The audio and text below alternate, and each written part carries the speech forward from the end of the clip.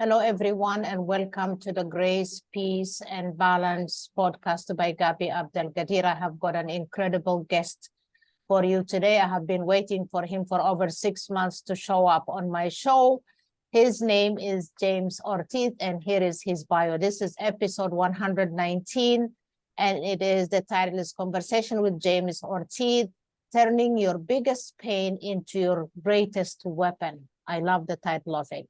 James Ortiz was born and raised in Nicaragua until the age of 17. He grew up in a single mom's household and was the oldest of 4 kids. He arrived in Los Angeles, California in January 2010. He graduated high school that same year and went into community college to become a social worker.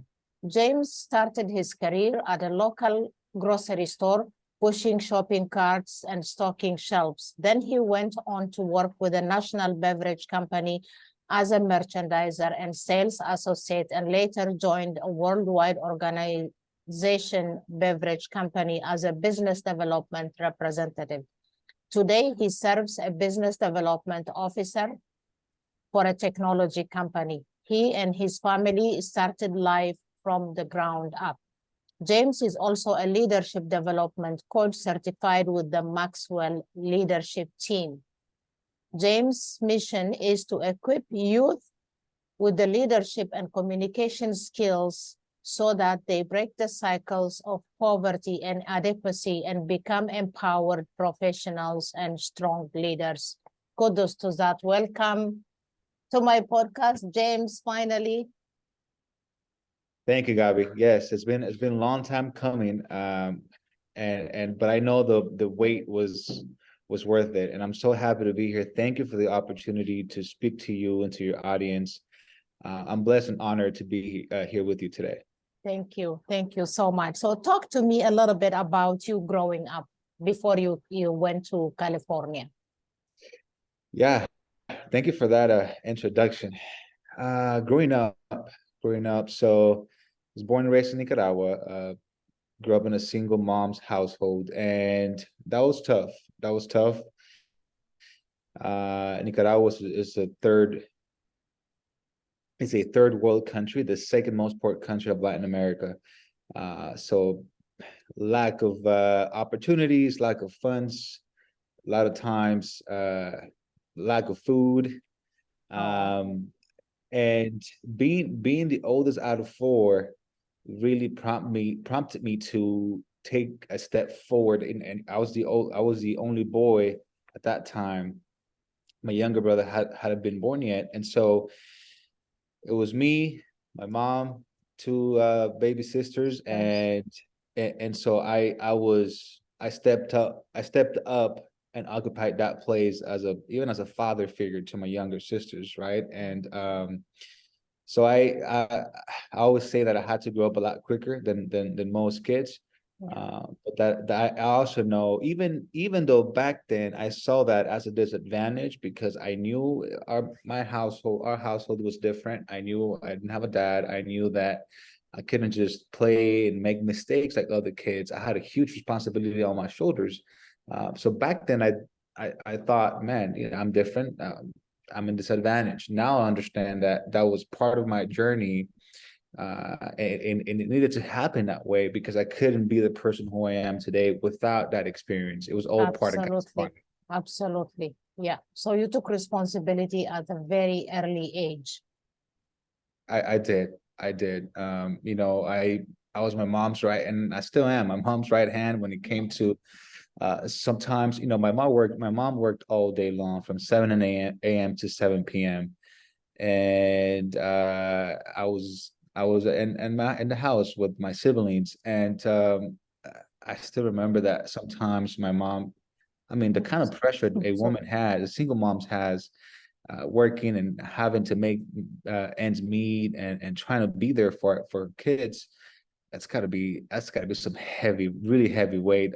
My mom would come sometimes at night, just very stressed out, very tired, and she would go to her room. Her room was all the way to the back of the house, the last room in the house, and she would come in, pretend everything's okay, and then she would go to her room. And I have always been a very aware kid, so I would notice something was off, and I would go look for my mom, and she was in her room, lights out in the dark, crying. And I remember that I would come by her bed, and I would tell her something that I didn't quite understand, but she would she would tell me that. So I was repeating what she would say to me.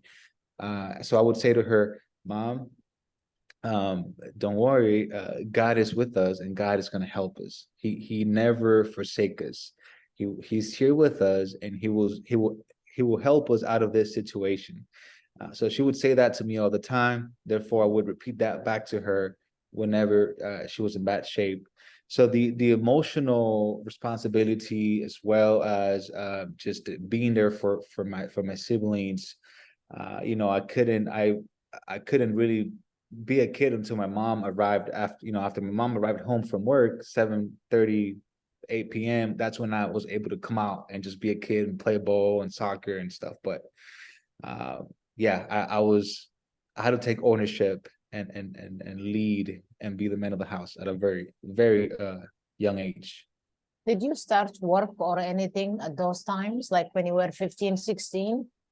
So 15, 16, I did some work. But it was whenever there was a project, like a family member could take me on when I was not in school, because my mom was very, hey, you're gonna go to school, right? So so she never allowed any of us to be outside of school in school time. So I did some work, but mostly at school, and then of course help in the house. I learned how to cook when I was like 12 years old. Just funny story real quick. My mom would tell me, because at a 12-year-old kid doesn't want to learn how to cook, and I was like, Mom, I don't want to learn how to cook. And then she would tell me, you need to learn, because I'm working all day. But she said, in the future, how she said, she would tell me, think about if you ever get married and your wife doesn't know how to cook, and then you don't know how to cook, then what will happen? You guys will starve. No, you have to learn how to cook. So she would tell me that all the time. Of course, back then it didn't click, but now I'm so grateful, because when I came to the US at 17 years old, I was able to cook for myself, and now feed myself. So how did you go to the US? Did you come by yourself? Did you go by yourself? So my father, he left Nicaragua and he came to the US, to Los Angeles, when I was just a few months old. I met him when I was 5. He went to Nicaragua, and then I would see him every couple of years that he would go and back to Nicaragua to visit, and I would spend with him a day or two.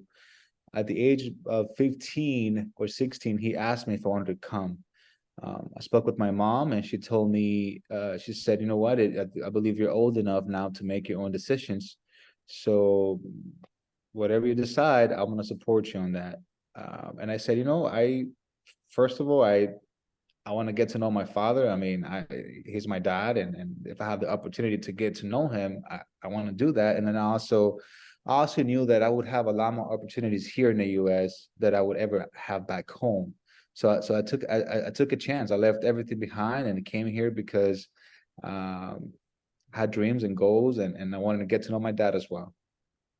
And what, you went straight to school when you came? So when I came in got here in January, at the end of January 2010, and I went straight to school. 17 years old. I had already graduated high school in Nicaragua.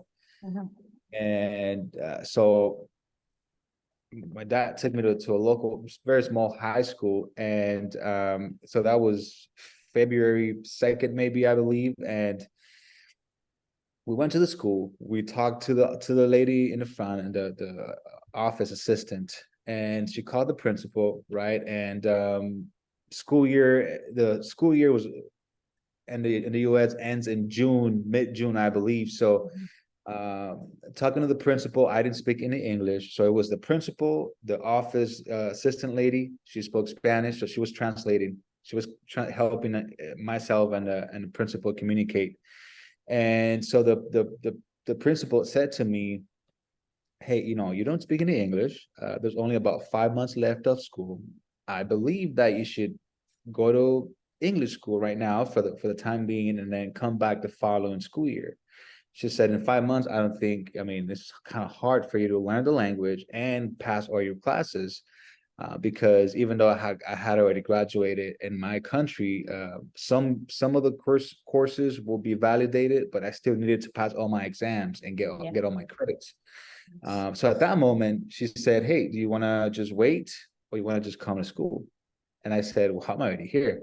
I'm just gonna come to school." So I came to school, and that first day of school, I was just sitting, Gabby, and I can tell you that in my head, I was thinking, what am I doing here? I have no clue what this tall white teacher is saying. The coolest teacher I've ever had, Mr. Lamar, would always push for me to learn.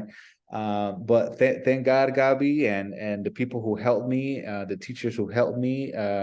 I learned English in at least enough English in 5 months so that I can pass all my classes, and I graduated that June of that Wow, same year. amazing. You did it with no English, and they were teaching you English on the side, I'm guessing. So I had a class in high school called English as a Second Language. Yes. So I had a great teacher. He was so willing to help me. I mean, I bugged that teacher every day. We studied before class, during recess time, and after class. I had a presentation. I mean, amazing guy. He really helped me through, and I was able to graduate. Yeah. Excellent. And then you went to college. I went to college, and I don't know what to do, right? A kid, a 17, 18-year-old kid, new in the country, so many different options. And I said, well, I only knew that I liked helping others. So I said, well, I think social work will be something that would allow me to help others. So I went to school for that. I did 2 years in the community college, and then I started working at a local grocery store in Los Angeles. By this time, I wasn't living with my dad anymore. I had left my dad's household by then. You were working and studying at the same time, and you left your dad's home and you started living by yourself? So I left my dad's household. Unfortunately, we couldn't agree on a few things. So and I was blessed because I had my grandma from my mom's side here in the US. So I was able to stay Okay. with her for some time. Meanwhile, I got a job and figured things out. And that's when I started working at that local grocery store in Los Angeles.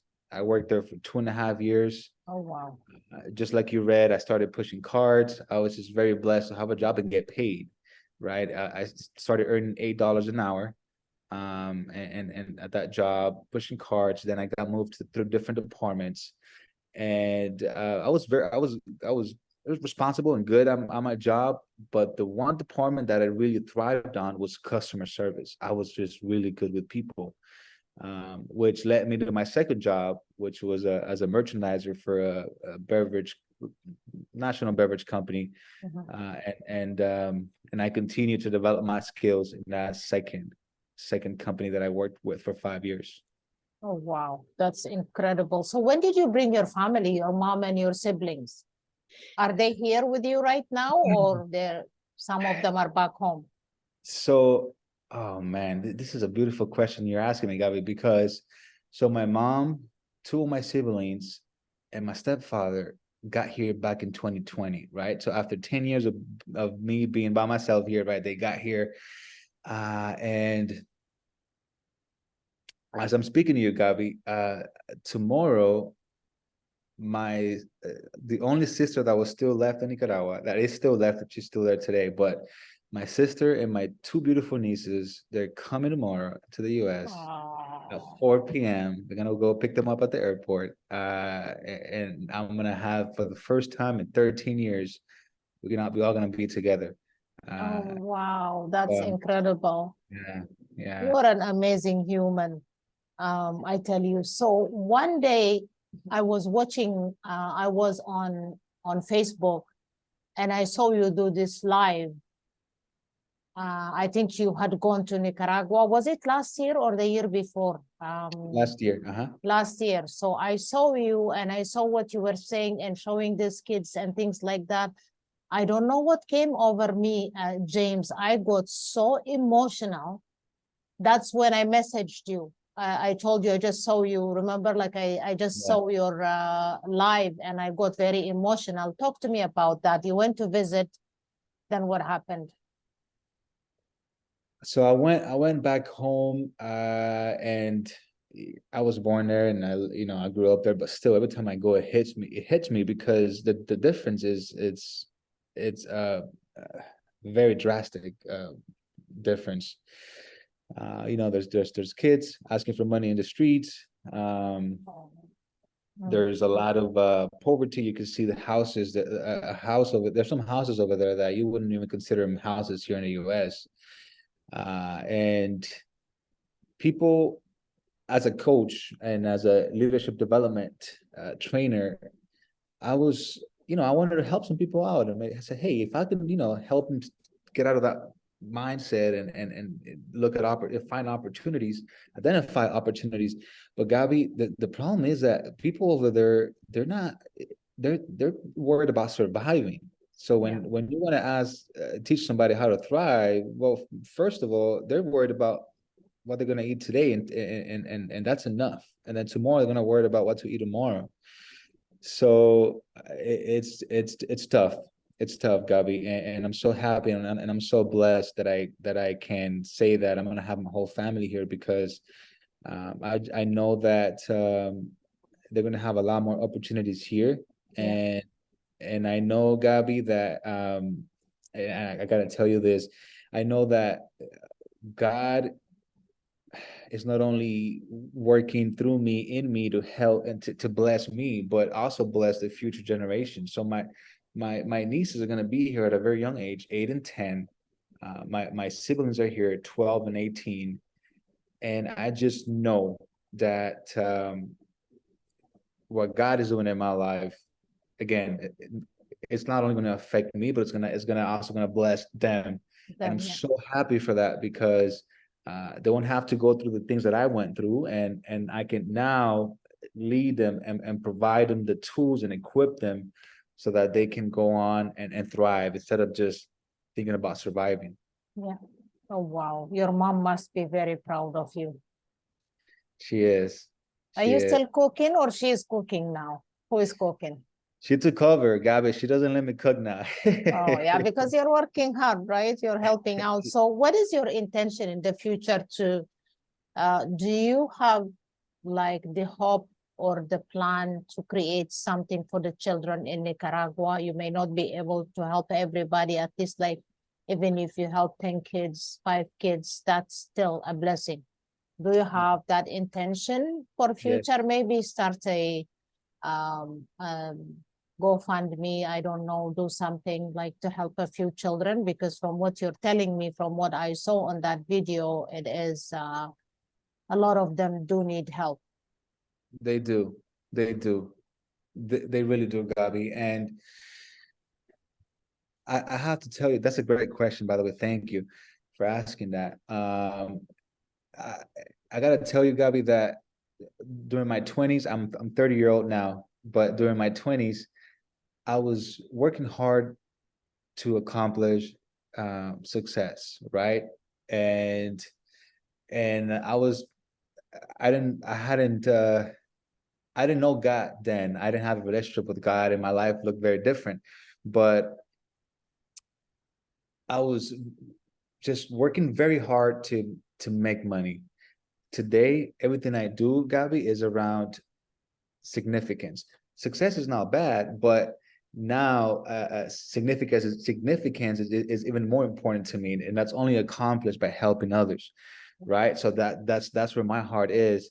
So yes, I have very big dreams that I'm hoping that God allows me to make at least 50% of that happen, and that is, Gabi, I believe that a lot of the problems we have in society today are due to the fraction that's happened in family. So growing up, for example, Gabi, my situation back home in Nicaragua of not having a father there with me, living in poverty. It was very normal. Like it's just, everybody, a lot of kids are going through that same thing. But today I understand, especially as I struggled through my teenage year in my 20s, I understand, Gabi, that the role of a dad in a kid's life is very important. Very. It's very important, right? Yeah. And so I see how I've been now that I've worked with youth, many different young adults, especially male young adults. I see how I'll give you some stats. Kid growing up without a father's I believe it's 4 times more likely to end up in poverty throughout his life. 80%, 85% of all youth in prison comes from fatherless homes. 90% of all young adults in the street homeless come from fatherless homes. 63% of youth suicide also comes from fatherless homes. So I see how that's a huge issue that we haven't paid attention, or we're not paying enough attention, I believe, to it yet. So my heart is with those kids, because I was one of those kids myself. So Gabi, and I believe that there are kids who are struggling with this, all not just in the US, not just in Nicaragua, but all over the world. Oh yeah. So my mission in life is to build a team, to build partnerships, so that we can go into these places. And first, we have to help them. We got to bring hope, because they can't see anything different than what they're going through in life at this moment, because that's all around it. So they can't see anything different. So how can we be light in the darkness? How can we bring hope, help provide a safe environment for them to start dreaming, and have goals in life? And then after, how do we provide them with the tools, equip them with the tools, so that they can actually make those dreams happen, right? Yes.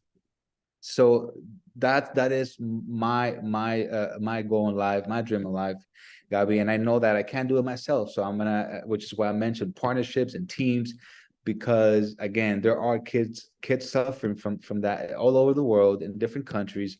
And I want to be able to walk in those places with a team of people and provide hope, and then equip them so that they can reach those goals.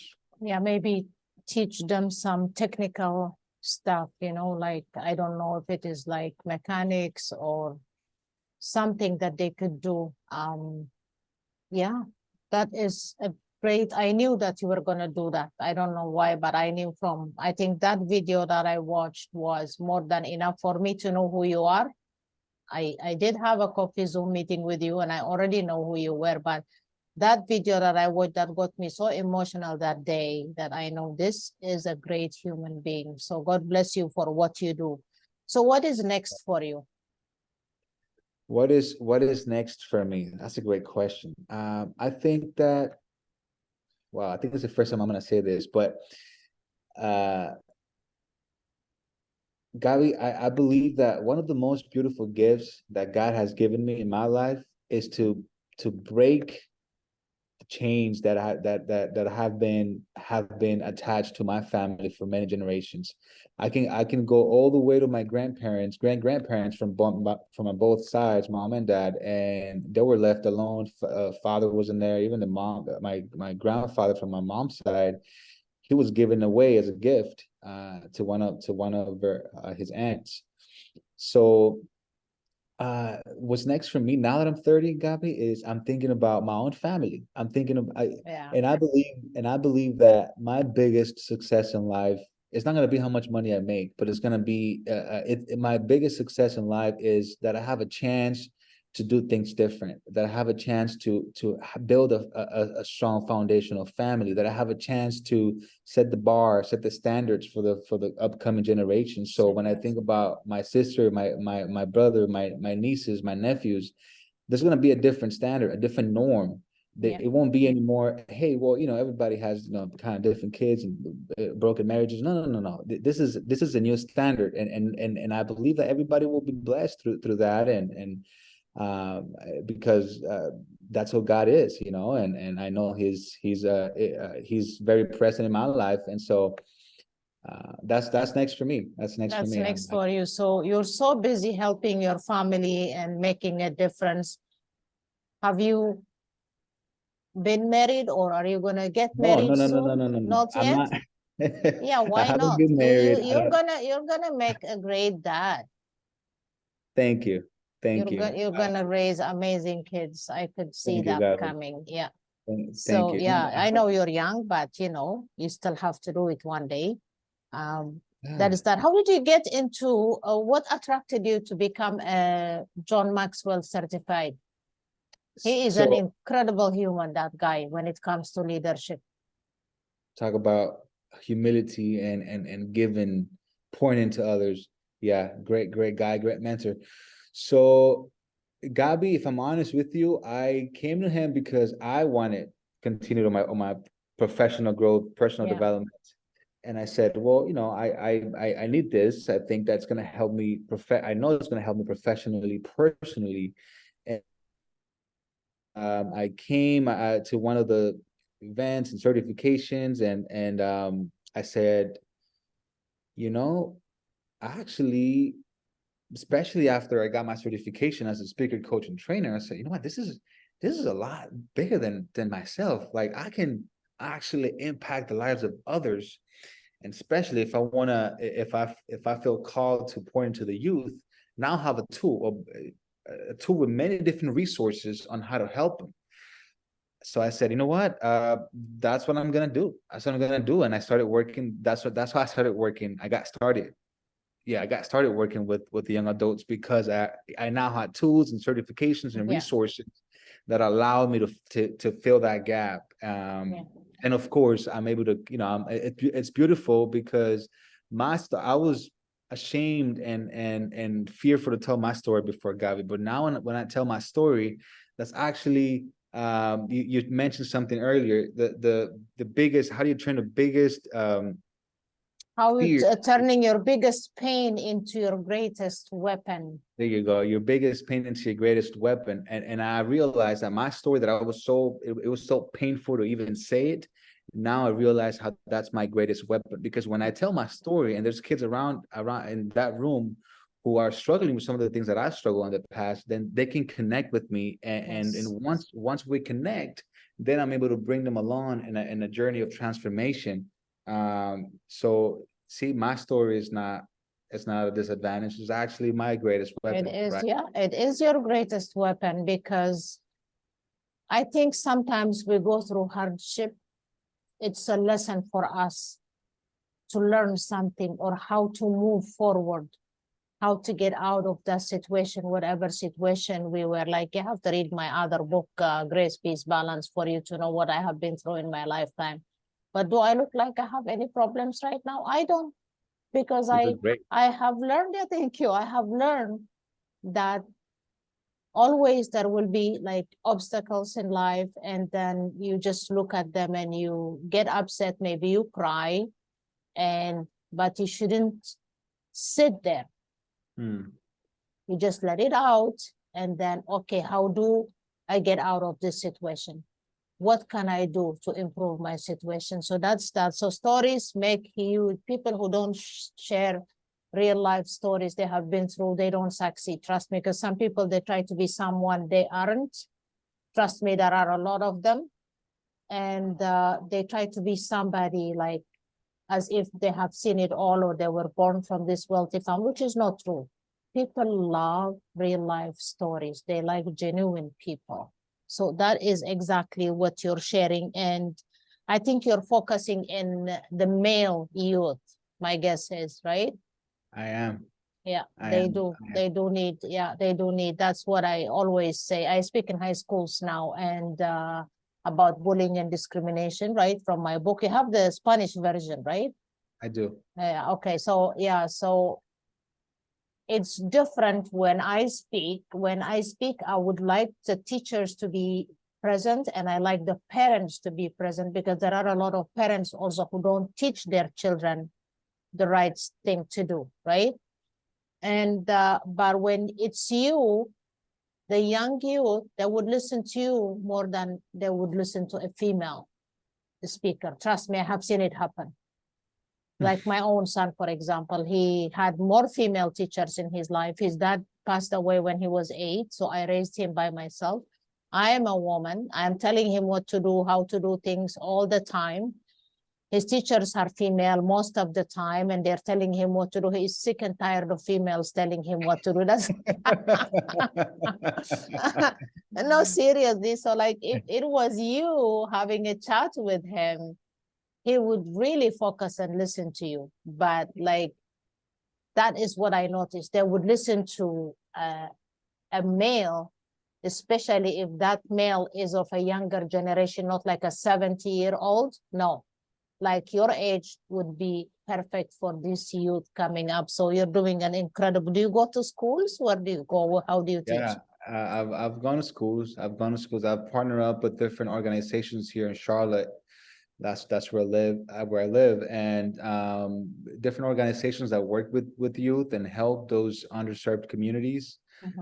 And yeah, I mean, I can tell you that the first time I went to one of these places and I connected with the youth, it was unbelievable. I mean, just the amount of thank yous that I got, and how they came forward and asked questions, and I got to tell my story in front of, I mean, it was just, I mean, I came out of that first event recharged with energy, and I wanted to go and just go to every school after that. I know, it makes you feel like $1 million, right? Like you just won something huge. That's what giving makes you feel. So that is absolutely beautiful. So that is what's next for you. I already asked you what message would you like to give? Number 1, to parents. Number 2, to teachers. Number 3, to youth. Wow, that's a great questions. So to parents, Gabby, and you can correct me if I'm wrong because you're a mom, right? Yeah, but I believe that for a parent, it's very important that you every day make sure your kid knows that he is validated, that he's accepted, and that he is unconditionally loved. Otherwise, he's gonna go out there and look for that, like I did, in the wrong places with the wrong crowd, make a lot of mistakes, and sometimes making a wrong choice, a wrong decision could cost us a lot, even time in jail, and I mean dead. I mean, it's just one decision a long way. Yeah. So that's for parents. As now for teachers, you have a great responsibility on your shoulders. Tell me about it. Say that again. You have a great responsibility on your shoulders. So if teaching is not your calling, please just quit your job and go find something else, because you cannot just show up and grade papers. This is you are building the next generations of our society. So do so with love, with advocacy, with this is your calling, and